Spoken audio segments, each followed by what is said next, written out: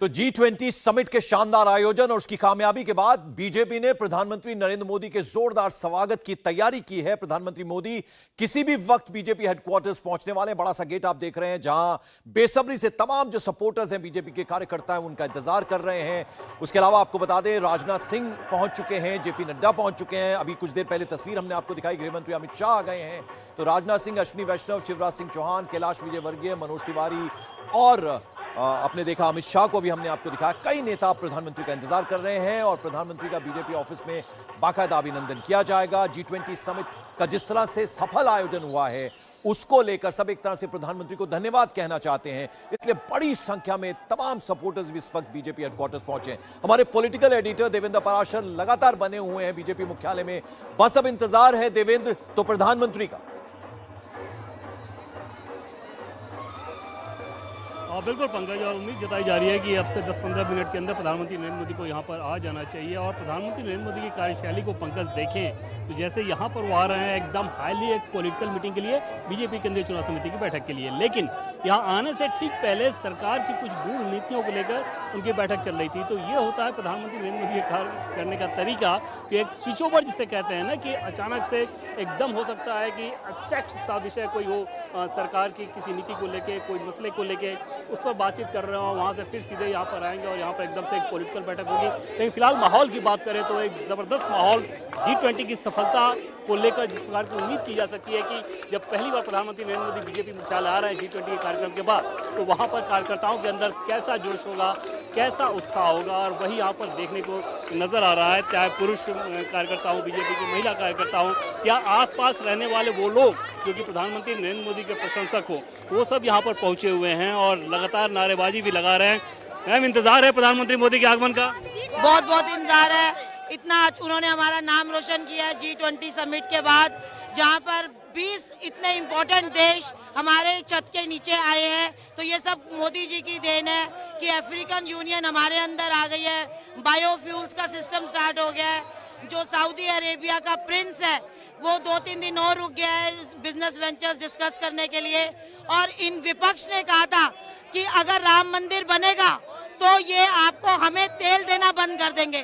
वो तेल तो क्या, वो तो कॉरिडोर बनाने के लिए तैयार हो गए हैं और अबू धाबी में टेम्पल बनना स्टार्ट हो गया है। तो ये सब कुछ क्या है, मोदी जी का है। तो we are very happy after the completion of G20 summit. Pankaj, इस एक बातचीत को अगर देखें तो इसमें आपको समझ में आएगा कि प्रधानमंत्री नरेंद्र मोदी किसी भी कार्यक्रम को जिस तरीके से करते हैं उसका संदेश कितना नीचे तक जाता है। जैसे देश में अभी आप किसी से भी बात करें वो G20 के बारे में बहुत कुछ बताएगा, जैसा कि अभी आपने सुना। और इसी प्रकार से जैसे इसके कुछ दिनों पहले चंद्रयान की सफलता जिस प्रकार से हासिल हुई थी, आपको ध्यान होगा कि छोटे छोटे बच्चे, जो बच्चे नर्सरी में पढ़ते हैं, वो भी बता रहे थे कि हाँ चंद्रयान गया, कहाँ गया, कैसे सफल उसकी लैंडिंग हुई। ये सारी चीज़ें बताती हैं कि प्रधानमंत्री नरेंद्र मोदी किसी काम को किस स्केल पर लेकर जाकर करते हैं और उसके पीछे मकसद क्या रहता है। और ऐसे में जैसा कि पहले मैंने कहा कि G20 की इतनी शानदार सफलता जिसमें पूरी दुनिया के अखबार उस बात की तारीफ कर रहे हैं। आज अगर आप कनाडा के एक अखबार को देखें, टोरंटो सन, वहाँ का भी जो फ्रंट पेज है वो प्रधानमंत्री नरेंद्र मोदी के मजबूती के बारे में वो बता रहा है। और वो कनाडा जिसके जस्टिन ट्रूडो को लेकर यहाँ पे बहुत खरी खोटी सुनाई भी गई भारत के विदेश विभाग के लोगों के द्वारा या प्रधानमंत्री नरेंद्र मोदी के द्वारा। ट्रूडो को, उनके अधिकारियों को बताया गया विदेश विभाग के द्वारा, प्रधानमंत्री नरेंद्र मोदी ने खुद जस्टिन ट्रूडो को बताया। ये सारी चीज़ें वहाँ पर भी रिपोर्ट की गई। अमेरिका का अखबार, चीन का अखबार, ब्रिटेन का अखबार, ऑस्ट्रेलिया का अखबार, हर जगह भारत की शानदार सफलता को लेकर लगातार विजय गाथा गा रहा। और उस माहौल में अगर प्रधानमंत्री नरेंद्र मोदी, जो कि उसके सबसे बड़े सिरमौर हैं इस कार्यक्रम के, वो अगर बीजेपी मुख्यालय में आ रहे हैं तो माहौल बिल्कुल वैसा ही है जैसी उम्मीद की जा सकती है। बिल्कुल, हम तस्वीरों से और जो आवाजें हम तक पहुंच रही हैं, हमारे दर्शकों तक पहुंच रही हैं, उनको देखकर हम अंदाजा लगा सकते हैं। और अब कारों का एक काफिला चला आ रहा है, हो सकता है इसमें प्रधानमंत्री हो। देवेंद्र, जैसा आप बता रहे हैं कुछ ही पलों में प्रधानमंत्री यहाँ होंगे। अगर आज के प्रोग्राम की मैं रूपरेखा की बात करूं तो क्या कुछ होने जा रहा है? अगस्त में जो मीटिंग हुई थी, बैठक हुई थी, उसकी एक तरह से एक्सटेंशन कहा जा सकता है। 3 इंपॉर्टेंट राज्य हैं नॉर्थ और सेंटर की, अगर हम बात करें मध्य प्रदेश, छत्तीसगढ़ और राजस्थान। तो कैंडिडेट्स के नामों की घोषणा आज हो सकती है, क्योंकि पिछली बैठक में भी कुछ नामों की घोषणा हुई थी। उसके अलावा क्या प्रधानमंत्री यहां भाषण भी दे सकते हैं या सिर्फ ऊपर गैलरी से हाथ हिलाकर इनका अभिवादन स्वीकार करेंगे? जो तमाम सपोर्टर्स इस वक्त पहुंचे उनके स्वागत के लिए, उनके अभिनंदन के लिए। और पंकज, जैसे ही प्रधानमंत्री नरेंद्र मोदी बीजेपी मुख्यालय पहुंचेंगे तो मुख्यालय के हमारे ठीक पीछे जो आप गेट देख सकते हैं, वहाँ पे जो लाइटिंग जहाँ पे लगी हुई है, उस गेट पे प्रधानमंत्री नरेंद्र मोदी बाहर आ जाएंगे गाड़ी से और वहाँ से उनके ऊपर पुष्प वर्षा होगी, जो कि बीजेपी कार्यकर्ताओं ने उसका अरेंजमेंट कर रखा है उत्साह में, और वहाँ से सीधे वो जाएंगे पुडको में। स्पीच का कोई कार्यक्रम नहीं है। आमतौर पर प्रधानमंत्री नरेंद्र मोदी जब बीजेपी मुख्यालय आते हैं ऐसे कार्यक्रमों में, तब चुनावी जीत के बाद आते हैं। आज वो आ रहे हैं चुनाव के लिए तैयारी के संदर्भ में। केंद्रीय चुनाव समिति की आज की जो बैठक अभी ऑलरेडी शुरू होगी, क्योंकि 22 सारे सदस्य यहाँ पर आ चुके हैं, तो उस बैठक में प्रधानमंत्री नरेंद्र मोदी मध्य प्रदेश विधानसभा चुनाव के लिए, जहाँ पर बीजेपी जिन जिन सीटों पर हारी है, उन सीटों पर उम्मीदवारों के नाम पर मुहर लगाएंगे। ऑलरेडी स्क्रीनिंग कमेटी उन नामों को शॉर्टलिस्ट कर चुकी है। अब जब केंद्रीय चुनाव समिति की बैठक होगी, उस बैठक में तकरीबन 40 के आसपास वो नाम होंगे जिस पर बीजेपी की चुनाव समिति उस पर मुहर लगा देगी प्रधानमंत्री नरेंद्र मोदी की अध्यक्षता में। और आज उसकी संभावना कम है कि उन नामों को जारी किया जाएगा। बहुत ज़्यादा संभावना इस बात की रहेगी उन नामों को कल जारी किया जा सकता है। आज की संभावना कम है क्योंकि ये बैठक देर तक चलेगी, और अमूमन ऐसा होता है कि जब बैठक बहुत देर तक चले तो फिर उस दिन प्रेस रिलीज नहीं आता है नामों की लिस्ट को लेकर। बिल्कुल। और देवेंद्र, हमने कुछ देर पहले आपके जरिए देखा था, हमारे दर्शकों को अगर आप बता पाएं, वो जो पीछे स्टैंडीज लगे थे उसमें प्रधानमंत्री ने किस तरह से शानदार आयोजन करवाया G20 का, और पूरा क्रेडिट उनको दे रहे हैं, और उस तरह के वहां पे स्टैंडीज लगाए गए हैं। हाँ बिल्कुल, लेकिन ऊपर पता नहीं लाइट में कितना आपको नजर आएगा, अभी अंधेरा हो गया यहाँ पे, लेकिन ऊपर ऐसे ऐसे स्टैंडीज और होर्डिंग्स लगाए गए हैं जो कि G20 की सफलता को लेकर। 2-3 होर्डिंग्स ऐसे हैं जो कि बीजेपी मुख्यालय में उस रास्ते पर जहाँ से प्रधानमंत्री नरेंद्र मोदी को आना है, उस पर वहाँ पर ये लगाए गए हैं। उसमें बाकायदा ये बताया गया है कि G20 के शानदार ऐतिहासिक आयोजन के लिए प्रधानमंत्री नरेंद्र मोदी को कोटि कोटि बधाई। सीधा सा मतलब यह है कि जिस प्रकार से G20 का गुणगान पूरी दुनिया में हो रहा है उसकी सफलता का, ऐसे में बीजेपी के जो कार्यकर्ता हैं वो उनके लिए कैसे संभव था कि जब बीजेपी मुख्यालय प्रधानमंत्री नरेंद्र मोदी इस कार्यक्रम के बाद पहली बार आ रहे हैं तो उनका उस हिसाब से स्वागत ना करें, जैसा कि आप देख रहे हैं। और आमतौर पर ये तस्वीरें सिर्फ तब देखने को मिलती हैं जब बीजेपी किसी चुनाव में सफलता हासिल करती है, उसके बाद प्रधानमंत्री नरेंद्र मोदी बीजेपी मुख्यालय आते हैं। लेकिन इस बार की गैदरिंग G20 के लिए फर्क सिर्फ इतना है कि आज प्रधानमंत्री नरेंद्र मोदी का यहाँ पर कोई स्पीच नहीं है। पंकज, बिल्कुल। और देवेंद्र, उसके अलावा अगर इस पूरे कार्यक्रम की जो आज रूपरेखा है, बीजेपी जेडीएस का जो गठबंधन है उस पर एक तरह से मोहर लग सकती है, और आप बता रहे हैं कि जो कैंडिडेट्स के नाम हैं उनकी घोषणा आज हो सकती है। और बिल्कुल पंकज, लेकिन आज उन नामों की घोषणा नहीं होगी, इसकी संभावना बहुत कम है, क्योंकि ऑलरेडी आप देखें तो टाइमिंग हो चुका है 7:35 के आसपास, और बैठक लगभग 1.5 से 2 घंटे तक चलती है केंद्रीय चुनाव समिति की। 40 नामों पे मुहर लगाना है तो उम्मीद की जाती है कि 1.5 से 2 घंटे हो। अंदर बैठक में ये भी संभव है कि क्योंकि बीजेपी के सभी बड़े नेता इस केंद्रीय चुनाव समिति में हैं, तो वहाँ पर भी G20 की सफलता को लेकर कुछ चर्चा हो। उसके बाद नामों पर चर्चा होगी। 40 विधानसभा सीटों के नाम को तय करने में 1.5 घंटे के आसपास लगेंगे ही। तो ऐसे में 10 बजे के आसपास अगर ये बैठक खत्म होती है तो उसकी संभावना कम रहेगी कि आज उन नामों को जारी किया जाएगा। संभव है कि उसको आगे के लिए टाला जाए, लेकिन पिछली बार हमने देखा था कि चुनाव समिति की बैठक के अगले दिन उन नामों को जारी किया गया था। इस बार भी ये उम्मीद रहेगी। बिल्कुल। तस्वीरों में जो हम देख पा रहे हैं देवेंद्र, नेताओं में बड़ा उत्साह है। हम शिवराज सिंह चौहान को देख रहे हैं, उसके अलावा डिप्टी सीएम जो हैं महाराष्ट्र के देवेंद्र फडणवीस तस्वीरों में नजर आ रहे हैं। राजनाथ सिंह पहुंचे थे कुछ देर पहले, अभी अभी अमित शाह पहुंचे हैं कुछ ही देर पहले। और बिल्कुल पंकज, और प्रधानमंत्री नरेंद्र मोदी के आने से ठीक पहले आमतौर पे ऐसे कार्यक्रमों के समय गृहमंत्री अमित शाह आते हैं, और गृहमंत्री अमित शाह जब आते हैं तो उसके बाद उसका सीधा मतलब ये रहता है कि अब थोड़ी देर के बाद प्रधानमंत्री नरेंद्र मोदी यहाँ पर आने वाले हैं। पहले ये बताया जा रहा था कि संभावना इस बात की रहेगी कि 7 बजे के आसपास प्रधानमंत्री नरेंद्र मोदी बीजेपी दफ्तर आ सकते हैं, लेकिन फिर बाद में हमें जानकारी मिली कि पहले की प्रधानमंत्री नरेंद्र मोदी की जो कुछ बैठकें चल रही हैं उन बैठकों में समय लग गया, और इसके चलते इस बैठक के लिए, जो कि एक पॉलिटिकल मीटिंग है, इसमें थोड़ा और वक्त लग रहा है। अंदर जितने सदस्यों के नाम आपने बताया वो बीजेपी केंद्रीय चुनाव समिति के सभी सदस्य हैं, इसलिए वहाँ पर मौजूद हैं। बाहर जो लोग मौजूद हैं, यहाँ पर हमारे ठीक पीछे आप जो देख रहे हैं या इर्द गिर्द चारों तरफ देख रहे हैं, ये सारे बीजेपी के कार्यकर्ता हैं, दिल्ली बीजेपी के कार्यकर्ता या आसपास के लोग जो कि प्रधानमंत्री नरेंद्र मोदी को देखने के लिए आए हुए हैं। इसमें कुछ माइनॉरिटी के लोग भी हैं। पंकज, बिल्कुल। और तस्वीरों में नरेंद्र सिंह तोमर भी हम नजर आ रहे हैं, यानी तमाम बीजेपी की जो बैटरी है टॉप लीडर्स की, वो इस वक्त नजर आ रही है। प्रधानमंत्री कुछ ही पलों में पहुंचेंगे, जैसा कि देवेंद्र पराशर बता रहे हैं, और एक तरह की इंडिकेशन होती है जब गृह मंत्री आते हैं उसके कुछ ही पलों के बाद प्रधानमंत्री पहुंच जाते हैं। तो बस आप देखिए गेट खुला हुआ है, हालांकि कुछ ही देर में प्रधानमंत्री की गाड़ियों का काफिला आएगा और फिर प्रधानमंत्री उतरेंगे, जैसा कि देवेंद्र बता रहे हैं, फिर फूलों की वर्षा जो है उन पर की जाएगी। जबरदस्त उत्साह तमाम कार्यकर्ताओं में है। और अभी एक महिला को देवेंद्र उनसे बात कर रहे थे, किस तरह से उन्होंने बताया कि कैसे G20 का सफल आयोजन किया और सीधा सीधा क्रेडिट जो है उसका श्रेय प्रधानमंत्री नरेंद्र मोदी को जाता है। और अगर हम मध्य प्रदेश की बात करें देवेंद्र, तो जो खासतौर पर हारी हुई सीटें थी पिछले विधानसभा चुनाव में, उनमें फोकस ज्यादा है इस जो ये बैठक चल रही है उसमें। बिल्कुल पंकज, और इस बार बीजेपी की स्ट्रेटजी है जो कि पहले के चुनाव की तुलना में इस बार ये स्ट्रेटजी अलग है। एक तो बीजेपी चुनाव की तारीखों के ऐलान से पहले, इतना पहले कि अपने उम्मीदवारों के नाम का ऐलान कर रही है, ऐसा बीजेपी पहली बार कर रही है। दूसरी चीज़ कि पहले उन सीटों पर उम्मीदवारों के नाम का ऐलान किया जा रहा है या उनको फाइनल किया जा रहा है जिन सीटों पर बीजेपी हार चुकी है या बीजेपी की स्थिति बहुत कमज़ोर है। और इससे सीधा समझ सकते हैं आप कि बीजेपी की इस बार की रणनीति कैसी है। आमतौर पर कोई राजनेता या राजनीतिक दल वैसे फैसले पहले लेते हैं जो कि आसान फैसला होता है। यहाँ पर इस चुनाव में बीजेपी वैसे फैसले को पहले ले रही है जो कि एक तरह से कठिन फैसला है। कठिन फैसला इस लिहाज से उन सीटों पर आप अच्छा नहीं किए हैं और ऐसे में अच्छा करने के लिए बहुत कुछ करना होगा। पार्टी के सोर्सेज का ये कहना था कि ये इस वजह से की जा रही है ताकि उन उम्मीदवारों को ज़्यादा समय मिल सके जनता के बीच जाने का, और वहाँ पर कई उम्मीदवार, हर सीट पर कई उम्मीदवार होते हैं तो कोई भ्रम की स्थिति ना रहे, क्लैरिटी रहे कि किसको पार्टी ने टिकट दिया और उसके पीछे सभी मिलकर जुल कर लड़ें। आखिरी समय तक अगर आप टिकट को लटकाते हैं तो उसका नुकसान भी होता है।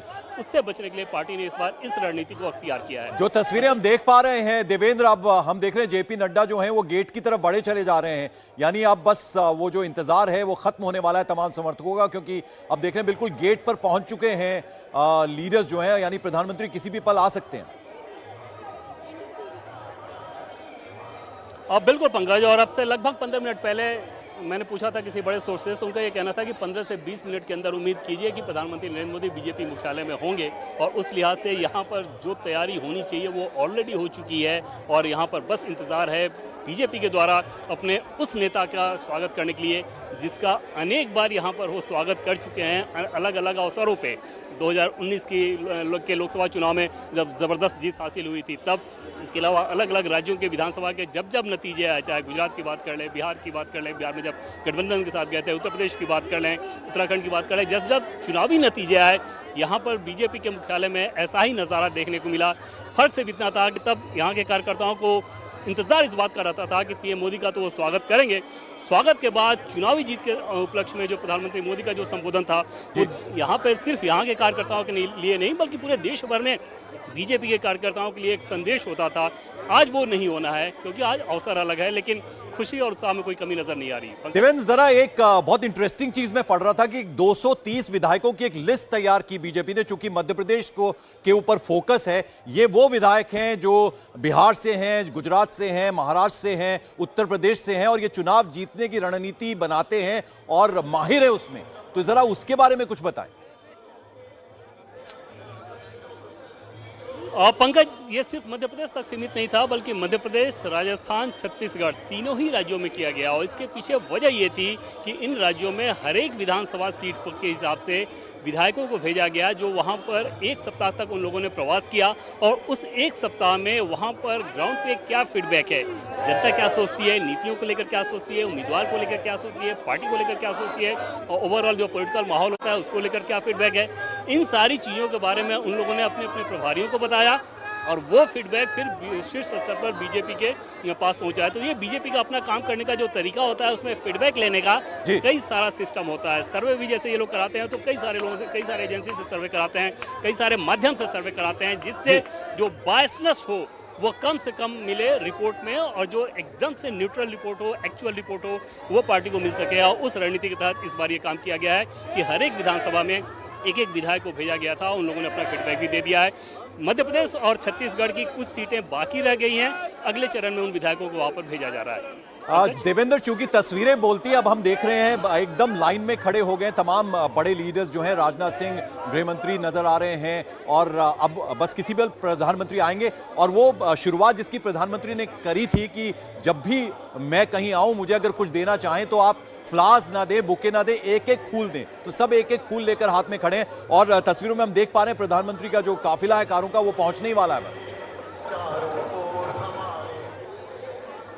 बिल्कुल पंकज, और प्रधानमंत्री नरेंद्र मोदी के इस निर्देश का तो बहुत सख्ती से शीर्ष स्तर पर कम से कम पालन होता है। उन्होंने सीधे यही कहा था कि इतना बड़ा बुके है, इसको वेस्ट करने की कोई ज़रूरत नहीं, एक फूल काफ़ी होता है। और उस लिहाज से जो बीजेपी के जितने बड़े नेता हैं फिलहाल इंतजार कर रहे हैं प्रधानमंत्री नरेंद्र मोदी के आने का। और ये जो करिश्मा है प्रधानमंत्री नरेंद्र मोदी के व्यक्तित्व का, जिसके बारे में लोग आम कार्यकर्ता हों या जो आम लोग बात करते हैं, बीजेपी के शीर्ष स्तर के नेता जो कि रात दिन उनके साथ काम कर रहे होते हैं, उनसे भी अगर बात कीजिए तो उनको आपको वही फीडबैक मिलेगा, वही हैरानी मिलेगी। बिल्कुल, वो तस्वीरें देख पा रहे हैं हम। देवेंद्र प्रधानमंत्री पहुंच चुके हैं, वही मिलेगा। जी हाँ, प्रधानमंत्री नरेंद्र मोदी पहुंच गए पंकज। तो शेर आया के नारे लग रहे हैं और प्रधानमंत्री, जैसा कि देवेंद्र बताया, देवेंद्र आप अगर तस्वीरें देख पाएं तो जरा बताएं हमारे दर्शकों को। हम देख रहे हैं प्रधानमंत्री की गाड़ी पर फूलों की वर्षा हो रही है। जी हाँ पंकज, और जैसा कि मैंने आपको बताया था कि जैसे ही बीजेपी के मुख्यालय के गेट से वो पहुंचेंगे, ऊपर से पुष्प वर्षा होगी और वही फिलहाल किया जा रहा है। और आसपास जो लोग हैं वो सब भागे उसी दिशा में जिस तरह से प्रधानमंत्री नरेंद्र मोदी जा रहे हैं। और नारा वही, जैसा कि आपने बताया कि देखो देखो कौन आया, शेर आया, शेर आया। इसके अलावा अलग अलग इन लोगों ने नारे गढ़े हैं। भारत माता की जय तो रहता ही है हर एक कार्यक्रम में बीजेपी के। तो इन सारी चीज़ों के साथ एक जो माहौल है, जैसा कि पहले मैं आपको कह रहा था कि उत्सव और उत्साह का माहौल वही नजर आ रहा है। और अब जबकि प्रधानमंत्री नरेंद्र मोदी खुद यहाँ पर पहुँच गए हैं बीजेपी के मुख्यालय में, तो आप समझ सकते हैं कि इन कार्यकर्ताओं के लिए अपने उस नेता की एक झलक एक बार फिर से देखना कितना रोमांचपूर्ण अनुभव होता है, जिसको ये कम से कम दिल्ली में उनके प्रधानमंत्री बनने के बाद 2014 से अक्सर देख रहे हैं। तब भी बीजेपी के कार्यकर्ताओं में पीएम मोदी के करिश्मे को लेकर कोई भी उसमें कमी नजर नहीं आती है। और किसी भी लीडर की सबसे बड़ी ताकत यही होती है, ये बताता है कि जनता में उसका कनेक्ट किस प्रकार का है। और ये वो फैक्टर है जो कि बीजेपी के हर सफलता को लेकर उसको ऐतिहासिक बनाता है। अगर तो यही फैक्टर है। और आज अब सभी जानते हैं कि बीजेपी अपने हर चुनावी चुनौती के लिए सिर्फ एक नाम पर निर्भर करती है, और वो नाम है प्रधानमंत्री नरेंद्र मोदी का। राज्यों का चुनाव हो, कई बार तो ऐसा होता है कि लोकल बॉडी के इलेक्शन में भी प्रधानमंत्री नरेंद्र मोदी के चेहरे के सहारे पार्टी कैंपेन करती है। लोकसभा के चुनाव में तो वही चेहरा रहते ही रहते हैं। तो एकमात्र ऐसा नाम जो कि बीजेपी को लगातार जीत दिलाता है। और बीजेपी जिन चुनाव में बुरी तरह से हार रही होती है, वहाँ भी प्रधानमंत्री नरेंद्र मोदी के छवि के सहारे, उनके कार्यक्रम के सहारे कोशिश ये करती है कि उसमें करंट पैदा किया जाए। और हमने देखा है कि भले ही पार्टी को वहाँ पर चुनावी हार का सामना करना पड़ा हो, जैसे हिमाचल की बात कर लें या कर्नाटक की बात कर लें, वहाँ भी पीएम नरेंद्र मोदी के दौरे के बाद बीजेपी के कार्यकर्ताओं में और आम लोगों के फीडबैक में कुछ इम्प्रूवमेंट ज़रूर होता रहा है। वैसे राज्यों में भी जहां बीजेपी उन चुनाव को हारती है, प्रदेश की वजह से या लोकल किसी इश्यूज़ की वजह से, मामला जब प्रधानमंत्री नरेंद्र मोदी के इर्द गिर्द आ जाता है, जो भी चुनाव प्रधानमंत्री नरेंद्र मोदी के इर्द गिर्द गुना जाता है, वहाँ पर फिर बीजेपी को पीछे नहीं देखना पड़ता। और जैसे पिछली बार उत्तराखंड के विधानसभा चुनाव की बात करें, वहाँ पर बहुत गंभीर चुनौती बताई जा रही थी, लेकिन जब नतीजे आए तो एकदम से अलग थे। और उसके पीछे भी सबसे बड़ी वजह यही बताई गई कि उस चुनाव में भी फैक्टर ये हो गया था पीएम नरेंद्र मोदी की पार्टी को वोट करना है या नहीं करना है। और जब ऐसी स्थिति आती है तो वो बीजेपी के लिए बहुत आदर्श स्थिति होती है। और 2024 के लोकसभा चुनाव में भी आप देखेंगे कि पूरा का पूरा नैरेटिव इसी इर्द गिर्द जाएगा। और इस बार 2024 में एक बड़ा फैक्टर ये रहेगा कि विदेशों में भारत की प्रतिष्ठा को उन्होंने जिस प्रकार से बढ़ाया है, ये नैरेटिव इस बार के घरेलू राजनीति को बहुत प्रभावित करने वाला है। और किसी भी आम व्यक्ति से आप बात कीजिए, उसको इस बात का एहसास है कि दुनिया में भारत की प्रतिष्ठा बढ़ी है। और ऐसा हो भी क्यों ना, जब वो अपनी आंखों के सामने देखते हैं कि दुनिया के बड़े बड़े देशों के नेता किस प्रकार से प्रधानमंत्री नरेंद्र मोदी को इज्जत दे रहे हैं और किस प्रकार से उनसे बात कर रहे हैं। प्रधानमंत्री नरेंद्र मोदी भारत की शर्तों पर, अपनी शर्तों पर किस प्रकार से उस देश के साथ बातचीत करते हैं। तो ये सारी चीज़ें एक लीडर के तौर पर पीएम मोदी को बहुत मजबूत बनाती है और एक पार्टी के तौर पर बीजेपी को बहुत ज़्यादा प्रभावी और लोकप्रिय बनाती है। और 2024 के लोकसभा चुनाव में तय मानिए कि सबसे बड़ा नैरेटिव ये होगा कि विदेशों में प्रधानमंत्री नरेंद्र मोदी के कार्यकाल में भारत की प्रतिष्ठा बढ़ी है या नहीं बढ़ी है। अगर बढ़ी है तो उसका श्रेय पीएम मोदी को है, और ऐसे में वोट कहीं ना कहीं उस चीज़ को प्रभावित करेगा। पंकज, बिल्कुल, और आप तस्वीरों में देख रहे हैं, पहले चूंकि बीजेपी के राष्ट्रीय अध्यक्ष जेपी नड्डा, सबसे पहले उन्होंने प्रधानमंत्री की अगवानी की, उनका स्वागत किया। और फिर उसके बाद जो तमाम दिग्गज केंद्रीय मंत्री हैं, राजनाथ सिंह, गृहमंत्री अमित शाह, उन लोगों से मिले। और फिर जो प्रदेश के मुख्यमंत्री हैं शिवराज सिंह चौहान, उनको हमने तस्वीरों में देखा। उसके अलावा महाराष्ट्र के डिप्टी सीएम देवेंद्र फडणवीस थे, और तमाम नेताओं से मिलते हुए अब प्रधानमंत्री अंदर आ रहे हैं। जबरदस्त तरीके से एक तरह से धन्यवाद करने के लिए तमाम कार्यकर्ता और सपोर्टर्स पहुंचे हैं बीजेपी हेडक्वार्टर्स, जहां G20 का सफल आयोजन हुआ है, उसके लिए शुक्रिया एक तरह से करने के लिए आए, बेहद खुश तमाम कार्यकर्ता। और ये वो पोस्टर्स हैं जिसमें प्रधानमंत्री का हम अभिनंदन करते हैं, जो शानदार तरीके से G20 का आयोजन किया और उसका पूरा श्रेय प्रधानमंत्री को जाता है, उसका धन्यवाद करते हुए तमाम पोस्टर्स हैं। और अब आप अंदर देख रहे हैं, प्रधानमंत्री अंदर दाखिल हो गए हैं और अब चूंकि बहुत इंपॉर्टेंट अंदर बैठक होनी है जिसमें कि प्रधानमंत्री शिरकत करेंगे और ये लंबी मीटिंग चलेगी, जैसा कि हमारे सहयोगी देवेंद्र फडणवीस बता रहे हैं। तो देवेंद्र, अब वो बैठक का सिलसिला शुरू हो जाएगा और आप बता रहे हैं कि लगभग चार घंटे लग सकते हैं इस बैठक को, और नामों की जो घोषणा है वो आज होना थोड़ा मुश्किल प्रतीत हो रहा है, लग रहा है। अरे लाइव काम देवेंद्र से बात करने की कोशिश करेंगे हम। आप तस्वीरों में देख रहे हैं, जबरदस्त भीड़ आज उमड़ी प्रधानमंत्री को देखने के लिए, उनकी एक झलक पाने के लिए। आप देख रहे हैं अब धीरे धीरे सेटल होगी ये भीड़ और यहाँ से अब चूंकि इंपॉर्टेंट बैठक होनी है, 4 महत्वपूर्ण राज्यों में चुनाव हैं और अगर खासतौर पर अगर देखें तो फोकस जो है वो कहीं ना कहीं मध्य प्रदेश, राजस्थान और छत्तीसगढ़ पर रहने वाला है। और किस तरह से 230 कैंडिडेट्स जो हैं, जो विधायक हैं, वो अलग अलग राज्यों से हैं, उत्तर प्रदेश के अलावा महाराष्ट्र, गुजरात, ये एक टीम बनी है जो कि चुनाव जीतने की रणनीति बनाते हैं, वो स्ट्रेटेजी में माहिर हैं। तो वो कैसे बूथ लेवल पर जाकर काम होता है उसको देखते हुए उनकी वो लिस्ट तैयार की गई है। और अब बेहद इंपॉर्टेंट ये बैठक शुरू होने वाली है जिसमें प्रधानमंत्री पहुंच चुके हैं। प्रधानमंत्री का स्वागत आप देखिए तस्वीरों में, उनकी कार पूरी फूलों से ढक गई और फिर प्रधानमंत्री उसमें से उतरे। JP नड्डा जो राष्ट्रीय अध्यक्ष हैं बीजेपी के, उन्होंने उनका स्वागत किया प्रधानमंत्री का। और फिर उसके बाद जो तमाम केंद्रीय मंत्री हैं उनसे प्रधानमंत्री मिले और फिर उसके बाद जो है वो आप देख रहे हैं तस्वीरों में, प्रधानमंत्री वहां से आगे बढ़ते हुए और फिर पहुंचे जहां तमाम जो मुख्यमंत्री हैं, डिप्टी CM देवेंद्र फडणवीस, उसके अलावा शिवराज सिंह चौहान मध्य प्रदेश के मुख्यमंत्री, उनसे मुलाकात उन्होंने की। और ये आप देखिए कितना उत्साह है लोगों में, जो सपोर्टर्स हैं बीजेपी के। और छोटी छोटी चीज़ें भी, वो उनकी जो डिटेलिंग है वो प्रधानमंत्री को श्रेय जाता है, उस पर बहुत ज़्यादा ध्यान दिया जाता है। चुनाव में जीत हो तो किस तरह से जश्न मनाया जाता है और अगर हारे तो आगे बढ़ना होता है, यानी दूसरे चुनाव पर फोकस करना होता है, तो उसका बाकायदा ध्यान रहते हैं। और हमने G20 जिसका कि शुक्रिया करने के लिए तमाम सपोर्टर्स आए हैं, किस भव्य स्केल पर उसका आयोजन हुआ, भारत मंडपम तैयार हुआ, उसकी एक एक डिटेलिंग अगर देखें, नटराज की एक भव्य मूर्ति बनाई गई थी और फिर जहां मेहमानों को रिसीव करना था वहां कोणार्क चक्र जो था वो लगाया गया था। और फिर जब डिनर के लिए द्रौपदी मुर्मू जो प्रेसिडेंट हैं, उन्होंने जब इन्वाइट किया था तमाम डिग्निटरीज को, जो बड़े बड़े राष्ट्राध्यक्ष आए थे, जिसमें जो बाइडन जैसे अमेरिका के प्रेसिडेंट थे, फ्रेंच प्रेसिडेंट थे मैक्रोन, उसके अलावा ऋषि सुनक थे ब्रिटेन के प्राइम मिनिस्टर, और तमाम जो दूसरे दिग्गज राष्ट्राध्यक्ष थे, उनका स्वागत करने के लिए तो बैकग्राउंड में नालंदा विश्वविद्यालय था। यानी और फिर खाने में किस तरह के मिलेट्स जो हैं वो परोसे जाएंगे और क्या क्या खाने परोसे जाएंगे, यानी वो एक एक माइन्यूट डिटेल्स। और जब ये पूरा आयोजन खत्म हुआ तो मीडिया का एक तरह से आभार प्रधानमंत्री ने जताया, उनसे मिलने के लिए आए। तो आप समझ लीजिए कि वो जो बिलोंगिंगनेस जो है प्रधानमंत्री की, यानी सबको महत्व देना, उसकी भी डिटेलिंग का प्रधानमंत्री ख्याल रखते हैं। और आज जब उनका प्रधानमंत्री का अभिनंदन करने के लिए, प्रधानमंत्री को धन्यवाद करने के लिए तमाम बीजेपी सपोर्टर्स आए हैं, तो बेहद खुश हैं वो प्रधानमंत्री को अपने बीच में पाकर। आप देखें पुष्प वर्षा हो रही है, पूरी गाड़ी का जो फ्रंट स्क्रीन है वो पूरा भर चुका है फूलों से, और प्रधानमंत्री ने हाथ हिलाकर बस इस एक पल के लिए ये तमाम जो सपोर्टर्स हैं बीजेपी के, आप देखिए पुष्प वर्षा हो रही है और प्रधानमंत्री दोनों तरफ हाथ हिलाकर शुक्रिया कर रहे हैं, जो उनका अभिवादन कर रहे हैं। जो तमाम सपोर्टर्स आए हैं उनकी भी मेहनत होती है, जाहिर बात है, और ये श्रेय भी हमेशा प्रधानमंत्री देते हैं।